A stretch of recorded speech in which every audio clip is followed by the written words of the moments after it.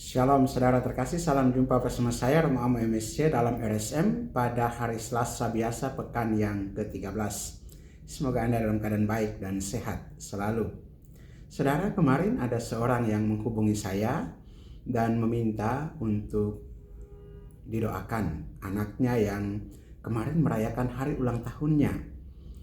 Dan seperti biasanya orang tua yang meminta untuk mendoakan anaknya yang berulang tahun, itu biasanya supaya anak itu panjang umur, sehat, bahagia, doa-doa yang biasa. Tetapi bagi saya ada satu hal yang menarik dari permohonan doanya, yaitu supaya anaknya yang berumur 4 tahun itu, dia berulang tahun pada usia 4 tahun, semoga anak ini panjang umur, sehat, dan taat pada Yesus. Taat pada Tuhan Yesus. Untuk saya ini permohonan yang terakhir ini, taat pada Tuhan Yesus. Ini satu permohonan yang menarik, yang mengungkapkan iman dari orang tua itu. Kalau taat patuh orang tua itu biasa dalam doa untuk seorang anak dalam tumbuh kembangnya. Tetapi taat pada Yesus ini satu hal yang menurut saya ini satu ungkapan iman yang luar biasa. Satu pengharapan yang sangat besar untuk anaknya supaya taat. Taat atau ketaatan dalam bahasa Inggrisnya obedience. Dari akar kata bahasa Latin ob audire. Ob audire, mendengarkan pada, ob audire. Dan mendengarkan Tuhan. Ini adalah suatu hal yang penting dalam kekristenan kita. Kita dipanggil untuk mendengarkan Tuhan, mendengarkan bisikan suara Tuhan, mendengarkan kehendak Tuhan, taat padanya. Sebagaimana juga reaksi para murid dalam bacaan Injil pada hari ini, ketika Yesus meredakan angin ribut dan mereka begitu khawatir dan cemas, takut. Ketika Yesus menghardik angin ribut di danau itu, lalu angin danau menjadi tenang.